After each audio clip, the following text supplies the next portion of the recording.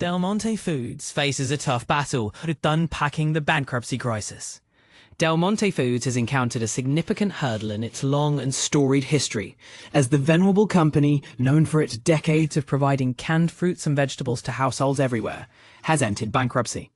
Struggling with escalating debt, the challenges brought on by the pandemic, and evolving consumer habits, the company has taken a bold step towards restructuring by filing for Chapter 11 bankruptcy. But here's where it gets controversial. The company's decision to voluntarily enter this process and agree to sell off most of its assets has sparked a significant debate about the future of this iconic brand.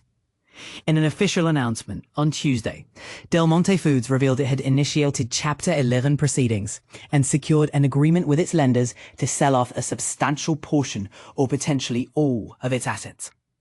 The company, which owes over $1.23 billion in long-term secured debt, has taken proactive steps to manage and alleviate its financial burdens.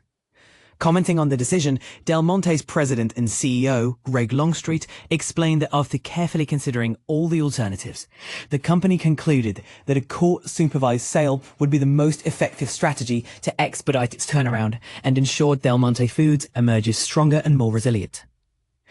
A key point to remember, for a company that employs nearly 2,780 people across its California operations, it's crucial that the company continues its operations smoothly during this period.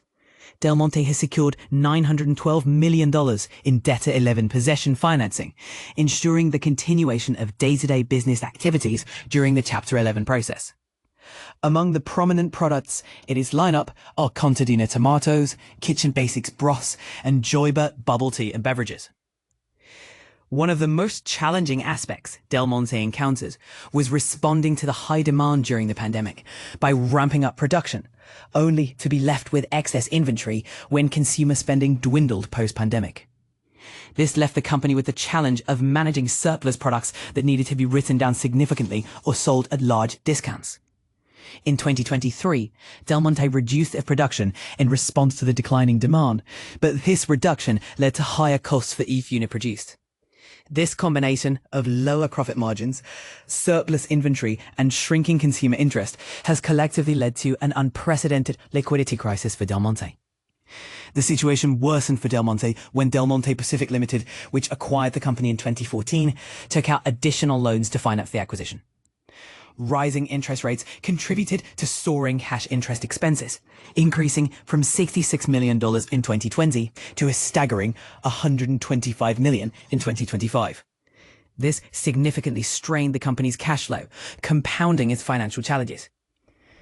Since its inception in 1886 and the establishment of its San Francisco cannery in 1907, Del Monte has partnered with hundreds of farming families across the United States and Mexico, sourcing most of its produce from within a 100-mile radius of its production facilities. Despite the challenges posed by a dynamic macroeconomic landscape, Del Monte Foods has remained committed to nursing families for nearly 140 years, and our mission to make nutritious, great-tasting food available to all continues unabated. Longstreet affirmed. So what do you think about Del Monte's decision to file for bankruptcy and sell off its assets? Is this a necessary step for a brighter future? Or does it signal a decline in real ability and quality? Share your thoughts in the comments.